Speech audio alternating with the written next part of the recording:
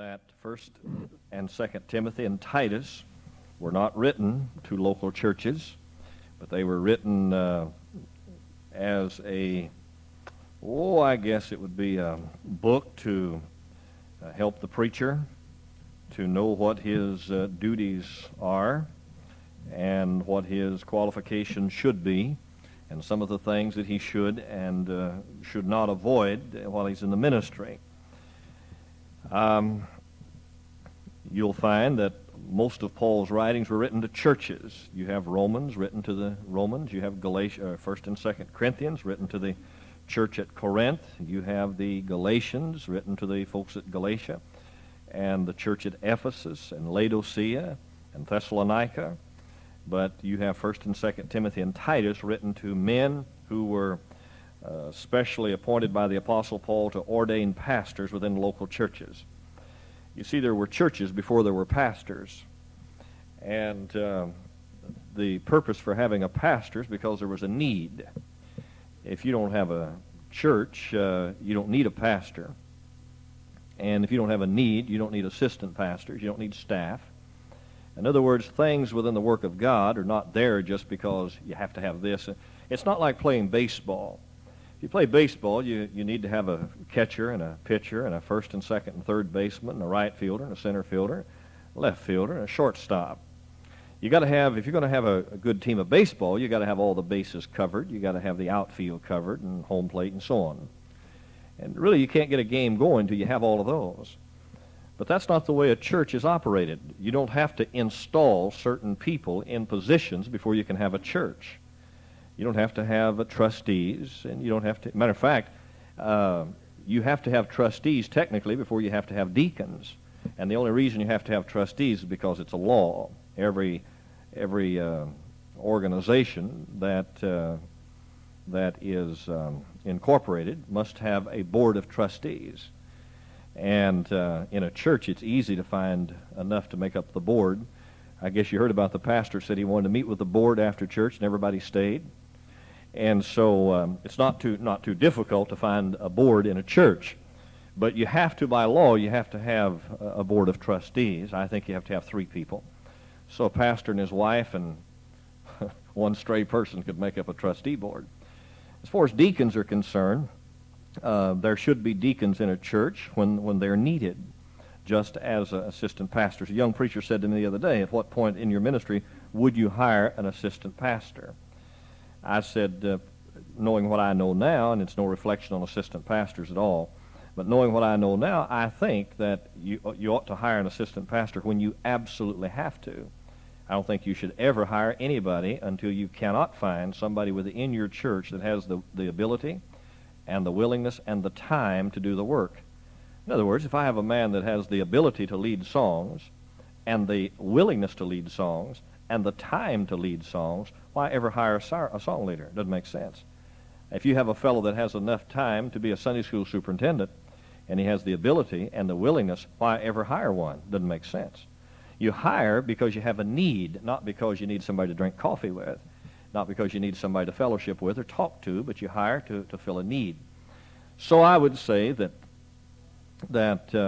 in a church, the first thing a pastor ought to do is try to develop the people within his church, and if he can get his lay people busy doing the work of God as he should, which is the responsibility of a pastor, then it would cut down the need for full-time staff. And you hire people to fill positions because you don't have the time or necessarily the ability to do it. And so writing to Timothy, Paul is writing to a young man whose responsibility it was to ordain pastors. And he points out what the job responsibility of a pastor should be. Now, everybody comes into an organization with their own ideas of what the duties of a pastor ought to be. I said, and I don't think it's wrong, but it's just a natural thing. Anytime anybody walks through those doors, they bring within a church ideas or concepts of what they think a church ought to be and what a pastor ought to be and ought to do. Now, some of those are correct and some of them are not correct. And some of them are, I guess, established by social pressure, whatever society thinks that a pastor's supposed to do.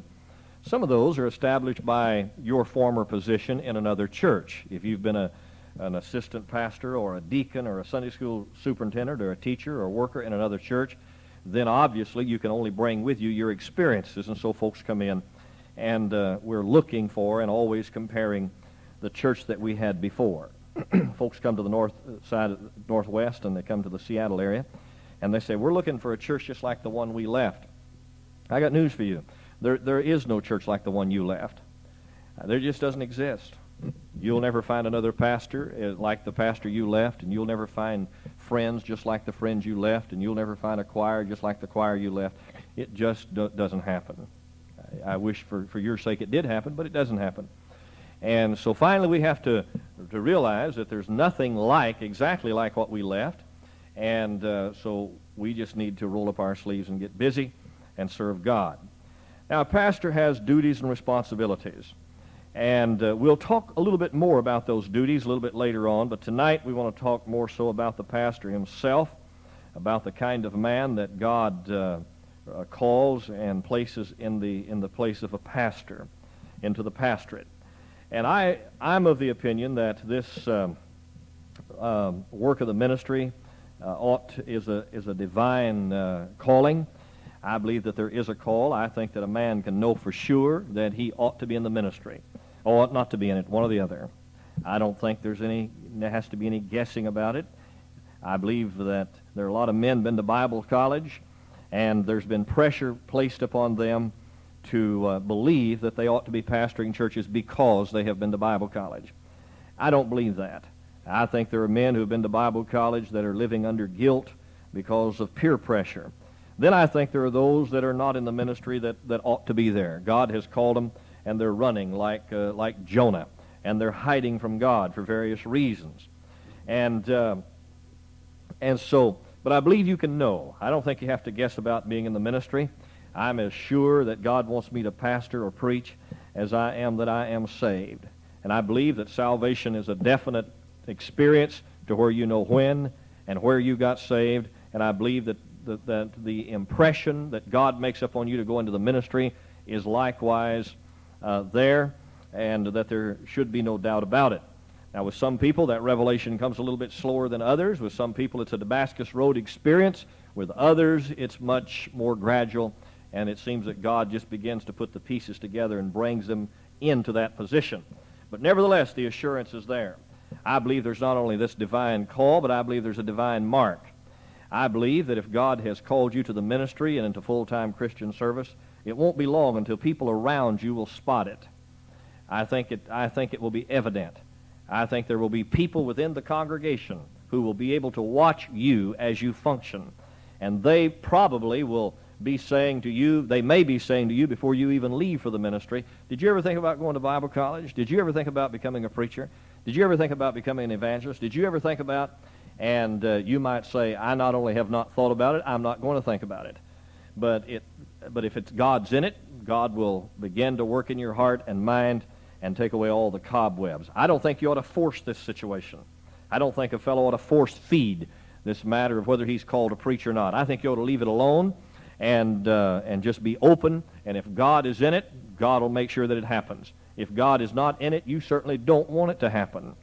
Okay? So I don't think you ought to be praying and force-feeding and trying to put strange fire on some kind of pastoral call to the ministry. A third thing that happens is leadership. The call to pastorate is a call to leadership. And I think that if that is there, that God will evidence it in your Christian life. And there will be evidence of leadership that will show up. I think there will also be strength. I think God will also give you insight. When you are called, there will be certain insight. And then, last of all, there will be an attitude that will develop in this area of the ministry. Now, in chapter 3 and verse 1, he said, this is a true saying. If any man desire the office of a bishop, he desireth a good work. And I mentioned to you last week that in some places, in some cultures, and in some situations, people have different ideas about the ministry. In our country, in this society, the ministry still has some respectability. But as more and more as we see it, those that are in it, that are charlatans, and those who make mistakes, as we see their sins flaunted by national television across this country, it will help those of us who want to do right to be more careful. But at the same thing, what it does is it causes a large section of society to lose confidence in the ministry and in the church in general. So it will have its purifying effect, but I think it also has a damaging effect as well. I think with many of the television programs that are aimed at ridiculing the church and ridiculing religion and always demeaning. I mean, do you ever notice any time of a pastor that was a Protestant, he was always a jerk? I mean, in television, he's always the timid coward. He's always the fellow that doesn't have any sense. And if any type of Hollywood presentation of the pastorate, it'll be some kind of a demeaning presentation.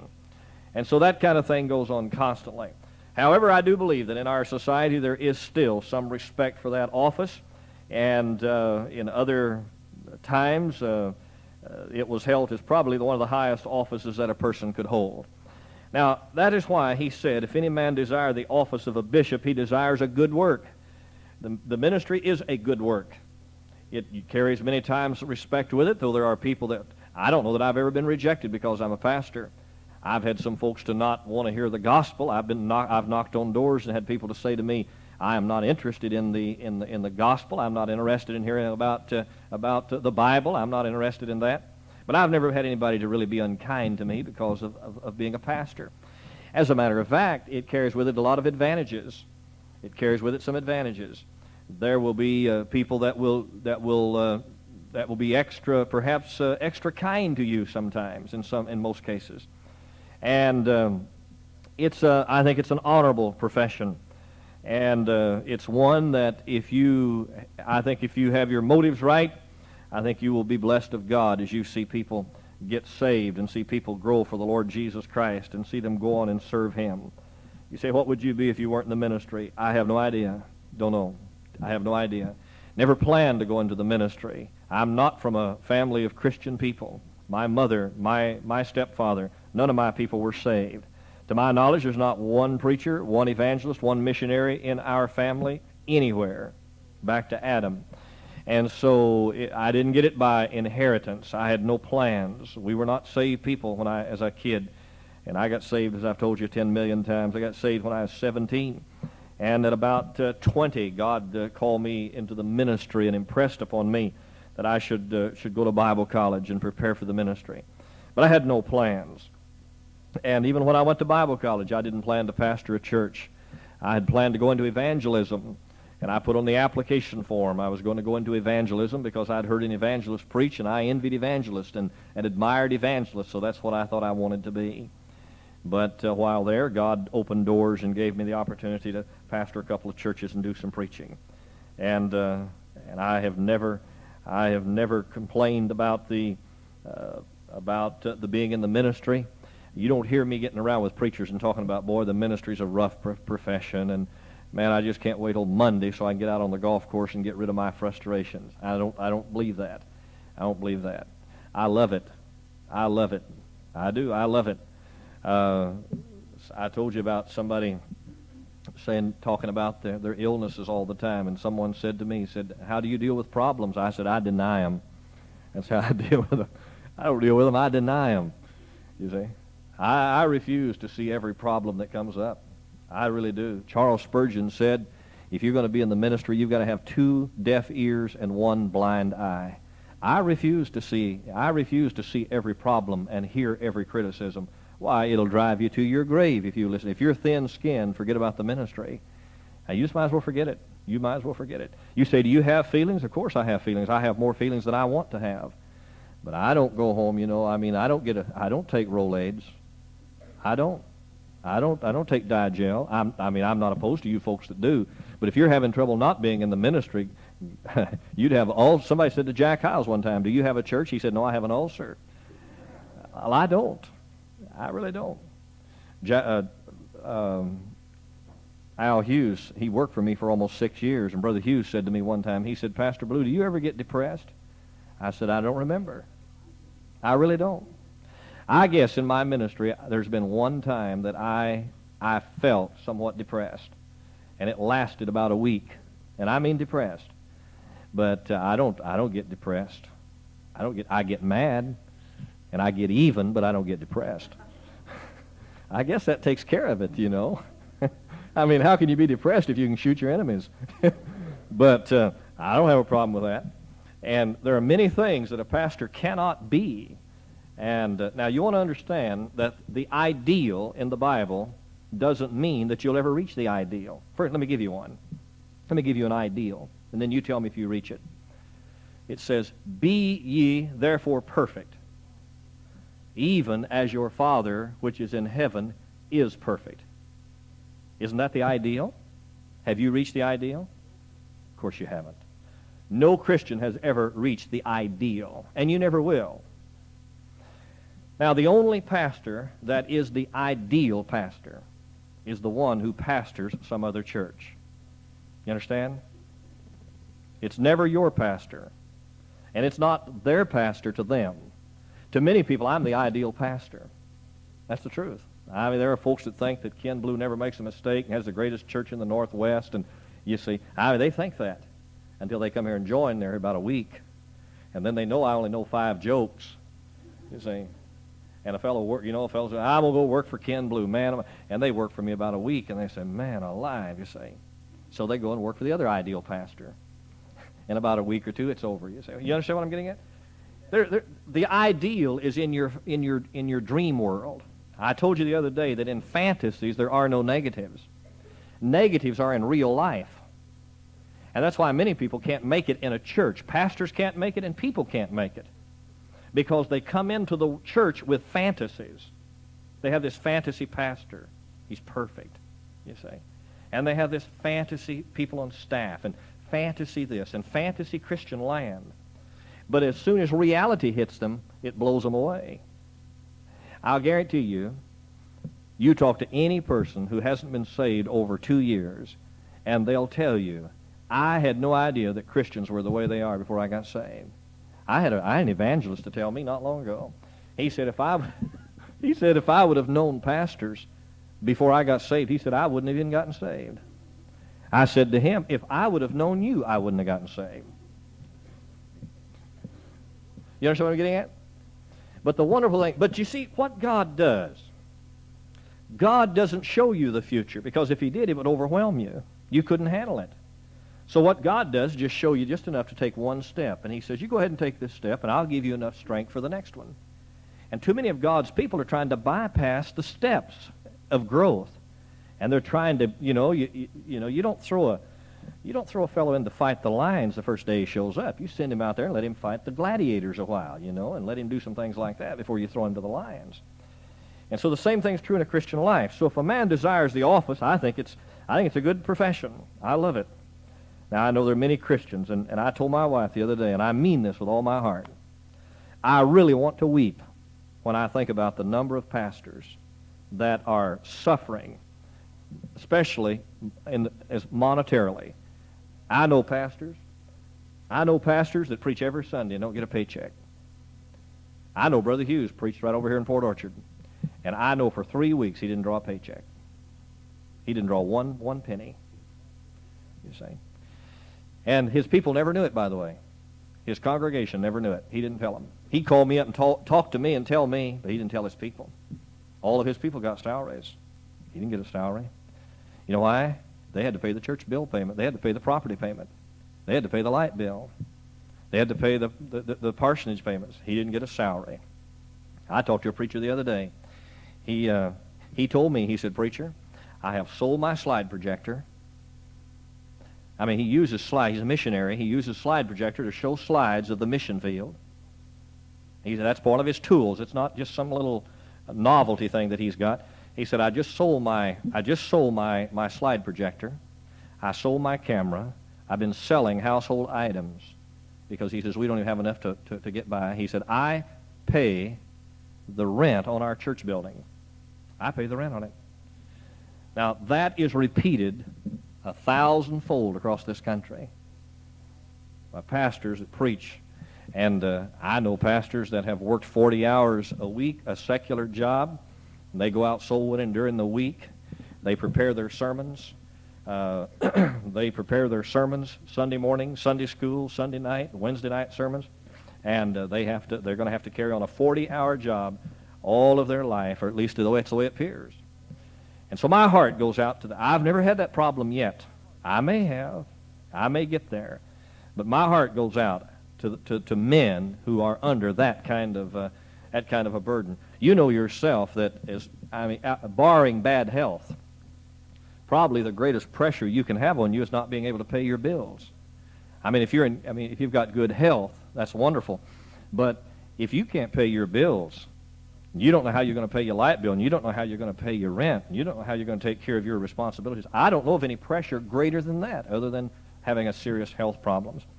And so there are many pastors that try to get up every Sunday morning and cheer their people and say, God loves you, and God's going to take care of you, and God's going to meet your needs. And bless their heart, they got holes in the soles of their shoes.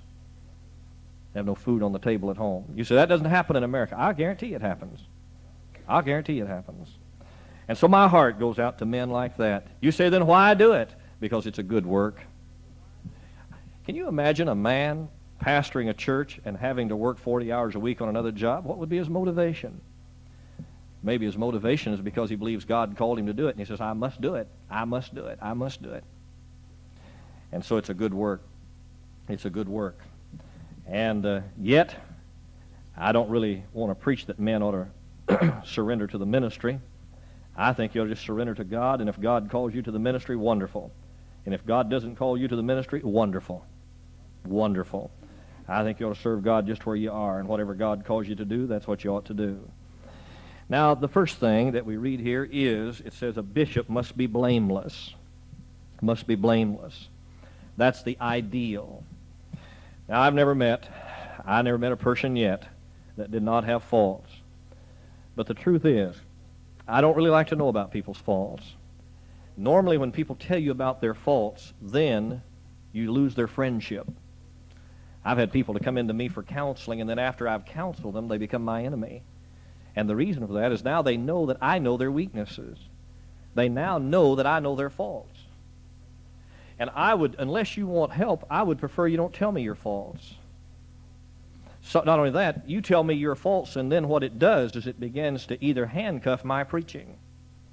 It either handcuffs my preaching or it puts me in a position to where you think I'm preaching at you personally because you know that I know your problem. You understand what I'm getting at? So don't just tell me your problem for the sake of telling me your problem. If you've got a problem and you want to get it right, tell me. I'll help you if I can. But if you don't plan to get it right, don't tell me. Because, again, when people know about us, then many times we resent them, and then this alienation begins to take place. So that is why I don't personally spend a lot of time socializing with one person. Now, I would like to be able to spend some time with every person in this church, and I mean that. I was telling my wife today, I says, why don't we make up a list and put a list together, and the next year let's plan to spend a little time with each family in this church, and let's take them out for lunch and visit with them and get to know them a little bit better. She said, that's a good idea. I said, would you put the list together? And she said, no, it's your idea. You put the list together. So we're not going to do it. But anyway, it was a good idea. All my ideas are good ideas. I just can't get anybody to do them. But I wish I could get to know people. But you know what? As I mentioned this morning, unless a person is a mature Christian, when they're with you, it won't take them long to find out that you have weaknesses. And when they find out you have weaknesses, they lose respect for you. And you cannot pastor people who don't respect you. And so that's why at my house, I don't invite church members over. Now, if you come by, I won't run you off. You have to stand out in the yard, but I won't run you off. But no, you won't have to stand out in the yard. But I don't invite folks over. I haven't started doing that. I didn't start. We used to have a lady years ago. She'd stop by my house. My wife would be there, and she'd stop by, and she'd say, well, I was just in the neighborhood and didn't have anything to do, so I thought I'd stop by and see you. And she didn't have anything to do. Oh, you need 3 ladies in your church that don't have anything to do, and then pretty soon my wife has nothing to do but entertain them, right? So my wife said, what am I going to do about it? I said, just meet her at the door and tell her you're busy. That's all. Just tell her you're busy. Family invited me over for lunch not long ago, my wife and I. And I don't mind coming. I'll come. But I told them before I came over, I said, now, I'll be glad to come over for lunch. But as soon as lunch is over, my wife and I will leave. She won't be able to stay and help you do the dishes. We'll have to leave. Now, if you still want us to come over, we'll come. But we're not going to stay. You say, why is that, preacher? Because I don't like to stay and listen to gossip. Secondly, I don't like to stay and let people find out where my vulnerable spots are. I don't. You say, I just don't do that. I don't do it. Some preachers do. And people who have pastors, who have had pastors like that, have a real problem with pastors like me, you see. Doug and Gail, how long have you been in this church? Forever? 12 years. How many times have I been in your home? Twice, he thinks. I know once. Do you think that, you think they think I don't love them? I hope they don't think that, because I do love them. But, you know, there are folks that think, well, if you don't come over to my house, a fellow said to me not long ago, he said, preacher, I've been here so long, you haven't been to my house. I said, you haven't invited me. That's what he told me. I said, you haven't invited me. Invite me, I'll come, but I won't stick around. I won't stay all afternoon and talk, because that's normally what those things turn into.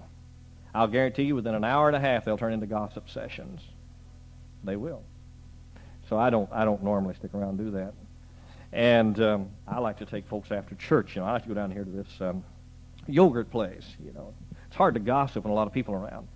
And I like to go down here to these yogurt places. And I think Jeff Hutt or somebody got me hooked on that. But go down there after church every once in a while, or down here to what's this cheap hamburger place down here? Greasy Spoon, Burger Master. That's on the way home, so it's an easy place to stop. You see, must be blameless. You think I'm blameless? I don't think I'm blameless. The thing is, I just don't want you to know what my faults are. See? I used to have a preacher friend of mine, and I won't tell you his name. I don't even know where he is anymore. Graduate of Bob Jones University, but he'll be all right. But he used to pastor a church, Brother Pat, and after church, I saw this happen. After church, he would go over to some member's house, and the first thing he'd do is tear off his tie and kick his shoes off.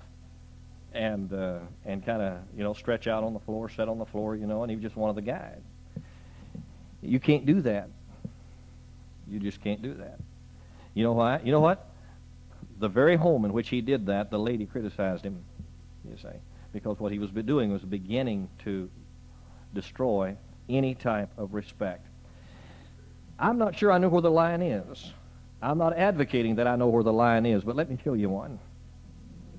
You read about the Ark of God in the Old Testament? Do you know they could follow it at a certain distance, but they couldn't touch it? And I believe that it is human nature that the closer we get to any individual, the less respect we have for them. I'll show you a verse to prove it. A prophet is not without honor, save where? In his own home, in his own country, right? So if you want honor as a prophet, then you have to be just a little bit mysterious. You have to be a little bit, not strange, but a stranger to a certain degree. And it is far more important in the ministry for people to respect you than like you. It's far more important for them to respect you. I told my kids when they were growing up, it really doesn't matter to me too much if you like me or not. You just be afraid enough of me that you know that I'll break your neck if you don't do what I tell you. You know why? Because if my kids respect me at this point, they'll like me when they get older. But if they like me now and they don't respect me, but if they don't respect you, they won't like you anyway. I'm not advocating that you behave in a manner that people won't like you. But too many people lose their leadership because they want to be liked more than they want to be respected. And that's what destroys a pastor as a leader, because he wants to be liked. Jesus himself said that was a real problem. They want the praises of men more than the praises of God, you see. Now, I must confess, I want to be liked. But I don't want to be liked enough that I'm going to curb my messages to be liked by anybody. I've got certain standards in the Word of God and certain beliefs and certain things I'm going to preach and certain things I'm going to do if it hair-lips the devil. In other words, you just otherwise you're everybody's puppet. And when we think about the ministry then, there are certain things that you must do and must not do. Now, this thing of being blameless means being without reproach. Everybody ought to pay their debts, but a pastor must pay his.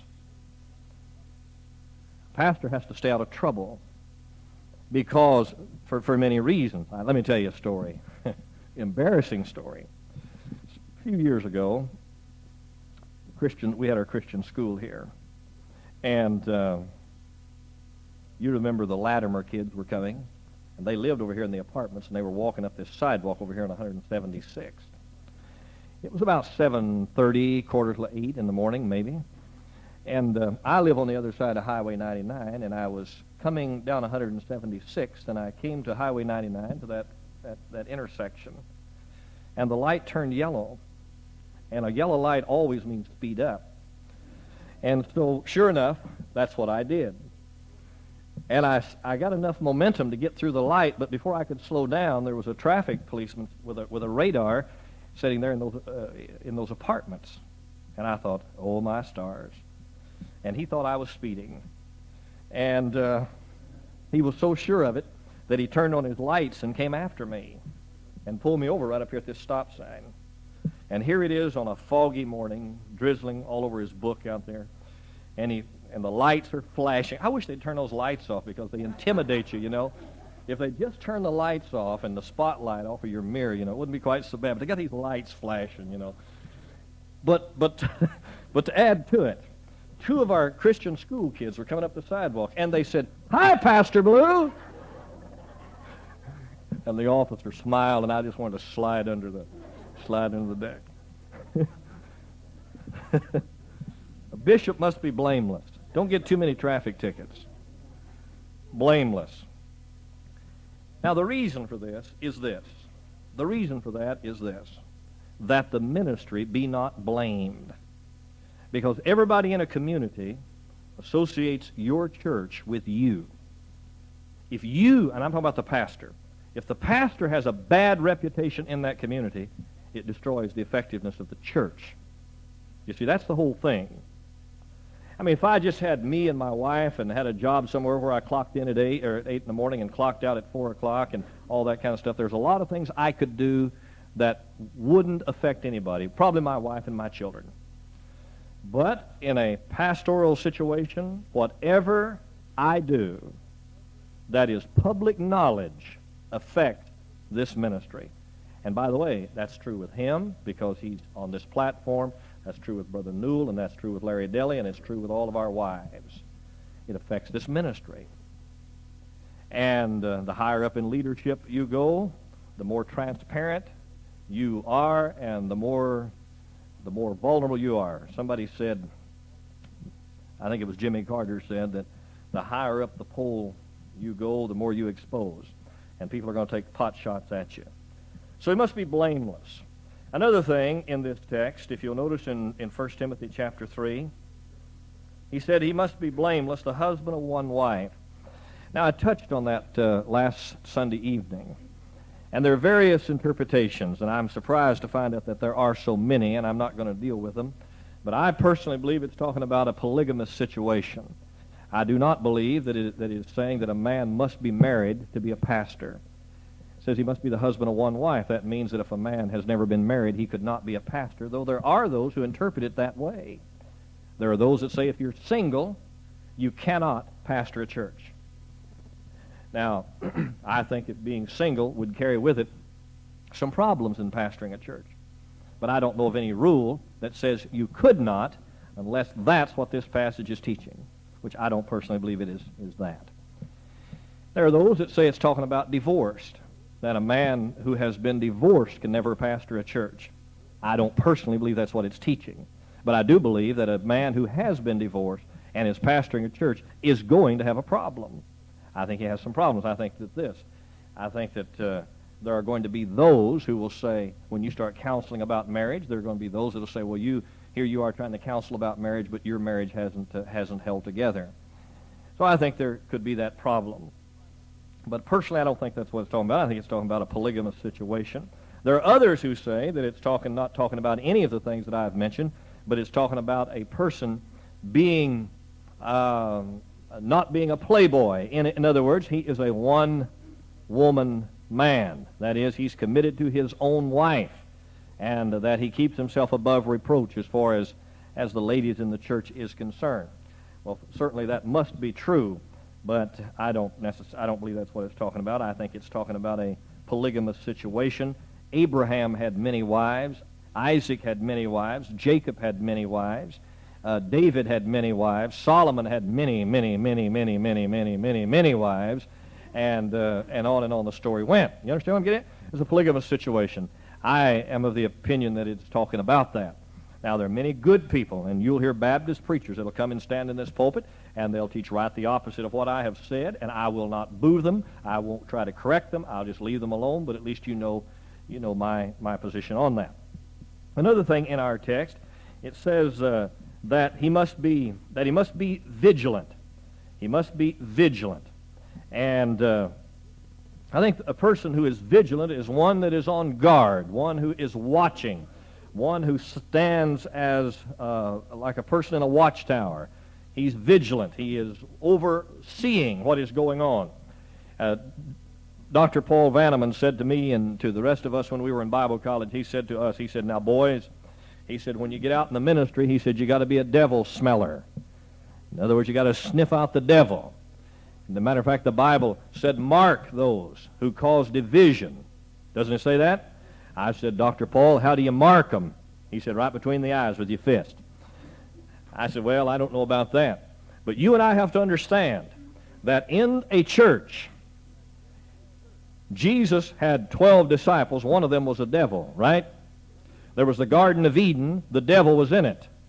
There was the children of Israel coming out of Egypt. The mixed multitude was there. Now, remember I started this sermon by talking about fantasy land and having all these ideas that everything within a church is okay? Now, let me tell you something. Everything within any church is not okay. It just is not okay. And if men or women in a church, there's always somebody, if they could get a foothold, they become a potential problem. Paul Vanneman said, every time somebody joins your church, you say, well, there comes another problem.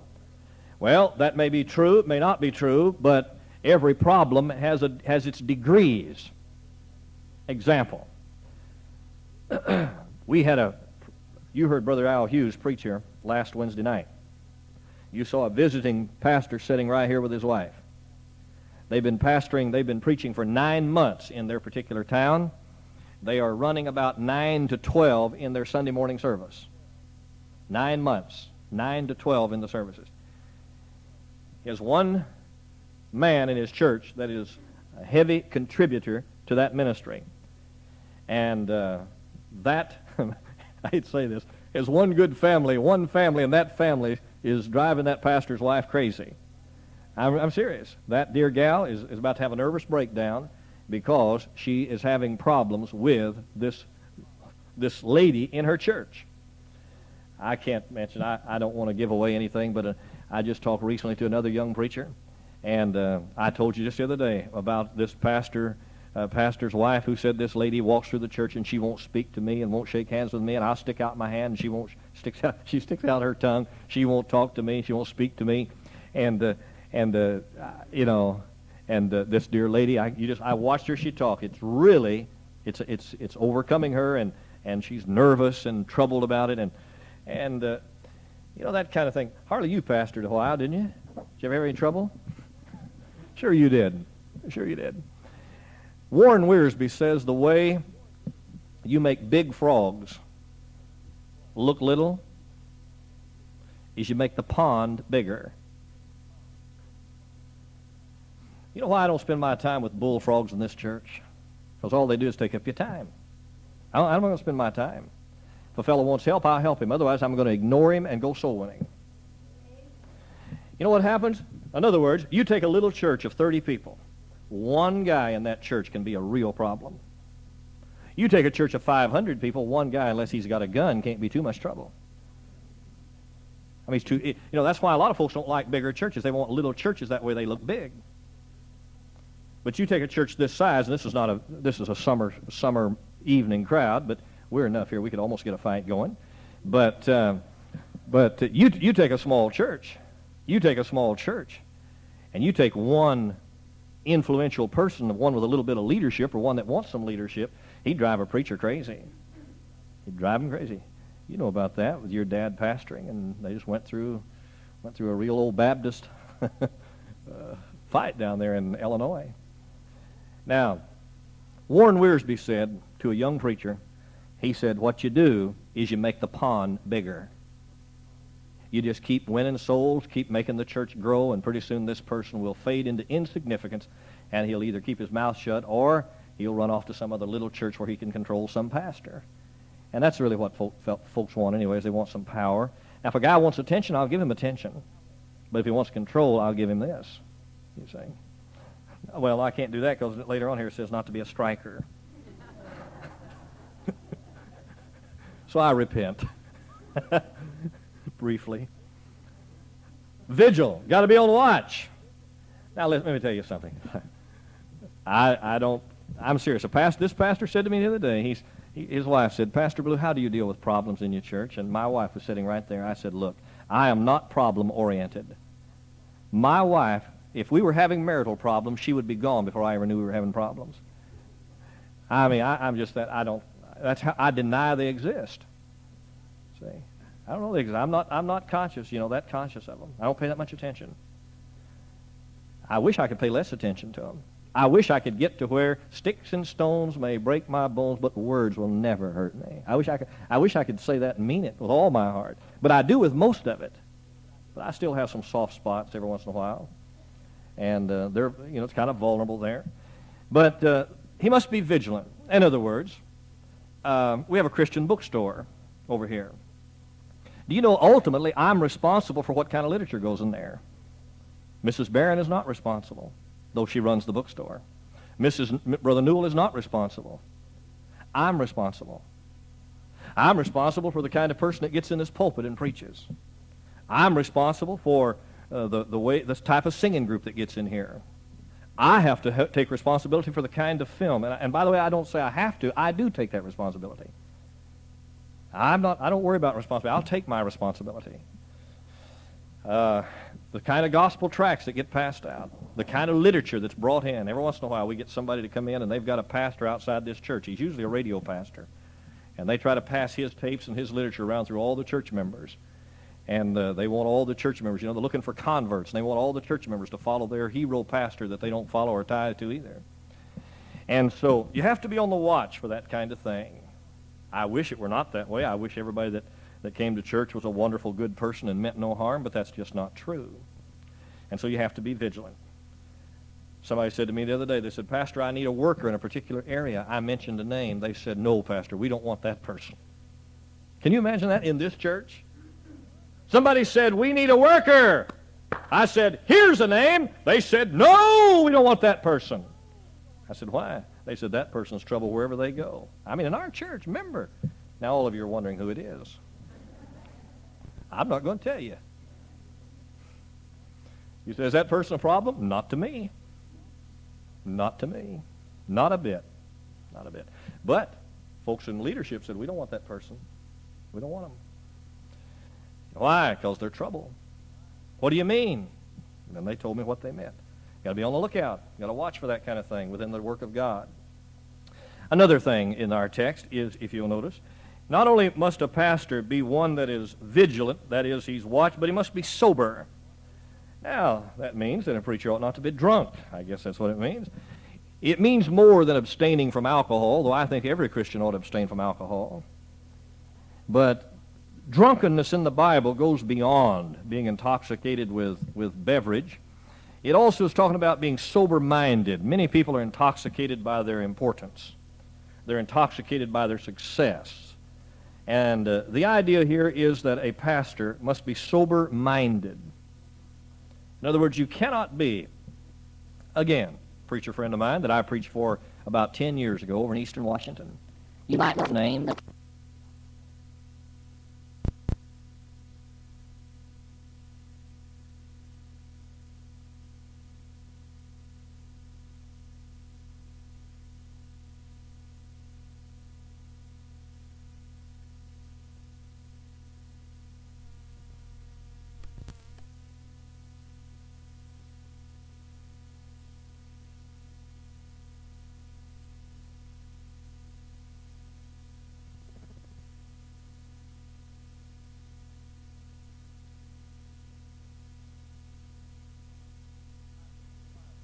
I held a revival for him in a particular town.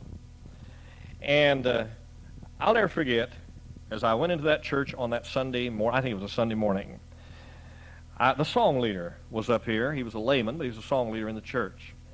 And the pastor, now here's what happened. The song leader was here.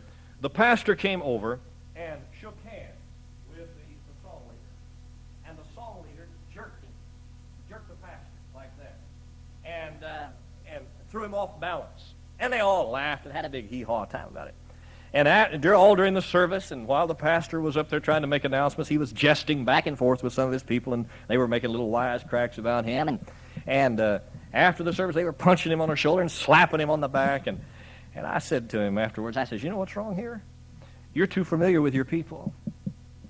You're too familiar. And I said, I'm going to tell you what, you've already lost this church, because you're not going to get it back. Well, he tried to get it back. You know, it'd be better to be tough at the beginning and let up than it is to come in easy and then try to get tough. Because usually people won't accept it. They will not. You try to get tough. That's why a school teacher ought not to smile the first 3.5 months of school. You start smiling the last part. And they think, man, this person, what's wrong with this person? They're really becoming a good teacher.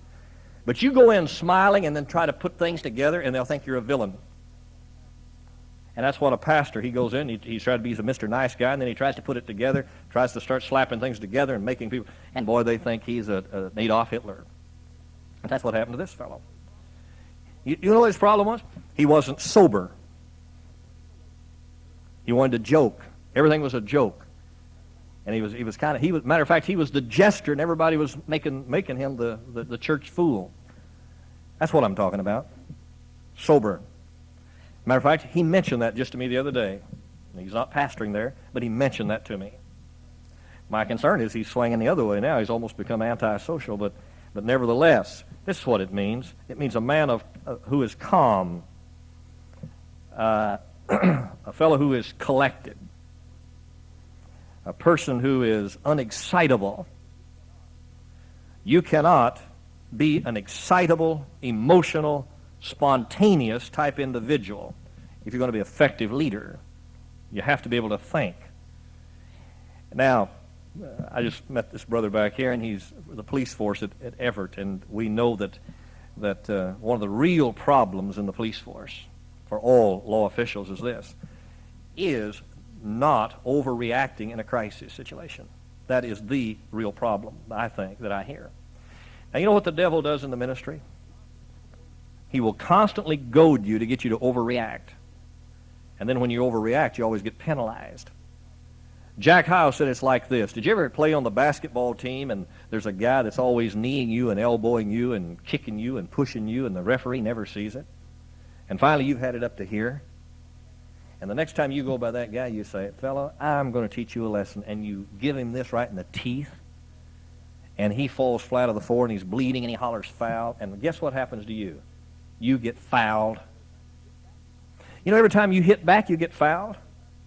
And that's what the devil tries to do constantly. He tries to push you into a situation to where you hit back as a pastor, then you get fouled. And by the way, the person that hits back is always the one that gets penalized. Did you know that? You check it out. You ever wonder why Ollie Albright was the hero? North Albright. He was a professor of mine, Ollie Albright. Oliver North was a hero, and in my opinion, he's a hero because I believe he stands for this country. I believe he's the only one that's had any guts. But you know why folks stood up for him? Because everybody's picking on him. Everybody's picking on him. We always defend the person that's being picked on. I mean, for some reason, they become heroes. And so in a church, if you're a pastor, and I'm talking about preachers primarily, if you're the pastor and you are in the right, when you retaliate, you will always be penalized. And the devil will always goad you as a pastor to get you to retaliate so you'll be penalized. So that's why I'm saying you cannot, you have to, I mean, you get a bad report, I tell you what you do. You take it home, park it under your bed and forget about it, and about a day or two later, dig it out and deal with it. But you just cannot be impulsive and go storming into situations. That destroys more pastors and churches than anything I know. I see it happen. You cannot storm into a situation. You cannot throw your weight around. You cannot be a person of violent or instantaneous temper. And if you are, you have to control it. You've got to control it. We're talking about the character qualifications or character traits of a pastor. Notice it says that he must be sober, of good behavior, given to hospitality, a lover of good men. He must be given to hospitality. He must care about people. That's what hospitable means. That's where our word hospital comes from. Caring, inns where they cared for people. Now, I don't recommend as a pastor that your house become an inn where everybody can come in. A preacher friend of mine, I draw these from preacher friends because we're talking about preachers. A preacher friend of mine that I know is a very compassionate type individual. And he's the kind of person that picks up stray dogs and stray cats and stray people. I mean, if he walked down if he saw a transit going down the sidewalk, he'd pull over his car and pick him up. Not me, boy. I don't pick people up. I run over them. I don't pick them up. I'm afraid to pick anybody up. Aren't you? I mean, I'm saved, but I'm a coward. I don't pick people up. But he picks them up. He not only picks them up, he takes them home with him. Says to his wife, he said, "Wife, go get one of my shirts and iron it and give it to this guy." So she goes and gets the shirt and irons it. He said, "Wife, fix this fellow a meal." That's a true story. Fix this fellow a meal. So she fixes the meal. And she said, "Why?" He said, "Wife, go draw some bath water. Draw some bath water for this fellow."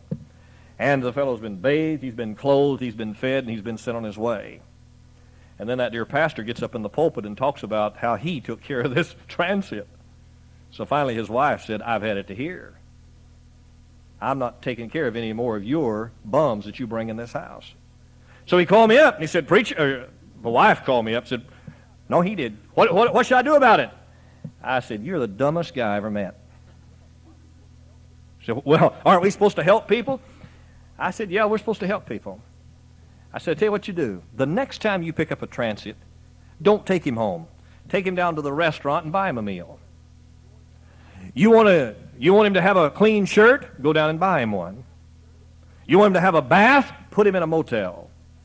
Don't take him home and make your wife do all the work and then you stand in the pulpit and brag about how you took care of this poor transit."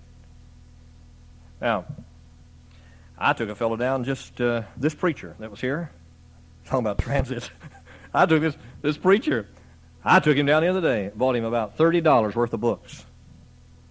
Took him down at Morgan, bought him some books. I came back, and my wife was showing his wife around, and I saw her, this wife. She was going out with an armload of books. My wife had given him some books. And we try to help preachers, try to help folks. The Jackson family, Steve Jackson and his wife just came here. And we put him in the Landmark Inn down here for 2 nights. This preacher, I called him up. I said, he called me from where he's pastoring. And he was discouraged. And I said, "Why don't you come up and spend a day with me, and I'll let you stay in the guest room." Put him in the guest room, took him out 3 times and fed him. We bought him some books.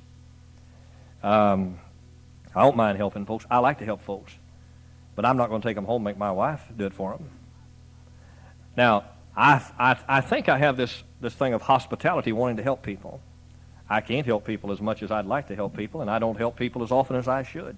But I think I help them some.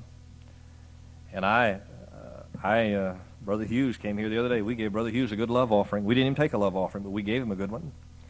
And want to help him. We've got a mystery speaker, guest speaker coming Wednesday night. We'll do right by him. We'll help him. Now, I'm not advocating that pastors ought to open up their homes in this society. Now, there may be situations and places where you could and should. But I think that you have to want to help people. You have to be hospitable. Apt to teach. Well, I won't preach on that because that's what I'm trying to do tonight. But if you cannot teach, you have not been called to the pastorate, because one of your major functions will be teaching.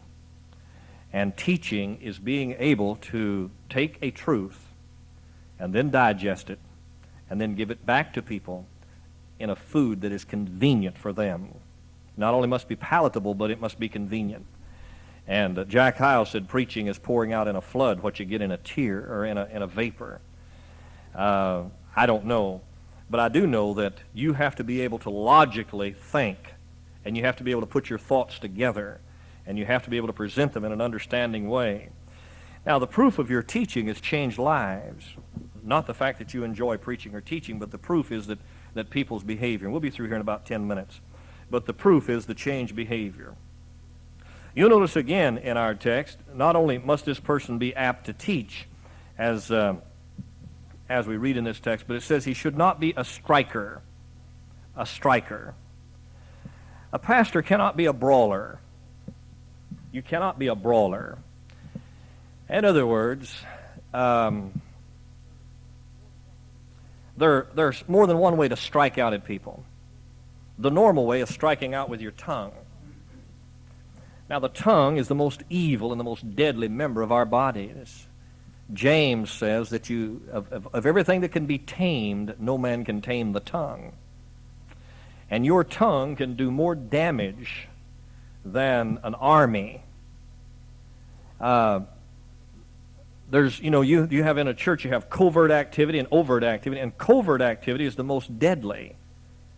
It's people who keep the airways hot with gossip, or folks who are critical of others. And that's what this text is talking about. You cannot be a striker. The idea here is that a person cannot be violent, cannot be a violent man. He cannot be a combative type person, always feel like everybody's after him. I watched a fight this afternoon, and it was in England. And I watched an Australian get, anybody see that? You saw it, all right. And the Australian got whipped, I was sad to say, oh boy. But I wanted to see him win. But do you know that before the fight, there was they got a bomb threat, and one of these liberation parties called in, these socialist communist groups called in and said they had hidden a bomb in his locker room and they were going to blow him up. Do you know he said, I'm not leaving this room. He stayed right there, went right through whatever the procedures were, and stayed with it. And in other words, the idea here is that we're not to try to fight back or to be combative. Some people's tongue is a deadly weapon, and the book of James in chapter 3, verse 5 and 8 talks about it. And we have to keep the lips, the doors of our lips, especially if you're going to be in the pastorate. And I mentioned last week, when you say something, it just keeps going. One of the job descriptions for a secretary is a vow of silence, church secretary. They have to see no evil, hear no evil, speak no evil. And so if you're going to be in the ministry, you cannot strike out at people who strike out at you. You're just going to have to go to prayer and pray for them, though you may be tempted to do that, and I'm sure you will. Another thing is this matter of greed. It says, not greedy of, not given to wine, no striker, not greedy of filthy lucre. Now, a person shouldn't be greedy under any circumstances, but especially in the ministry. There are places and times in the ministry when your ministry will be somewhat successful and God will bless it in a monetary way, and it will put you in a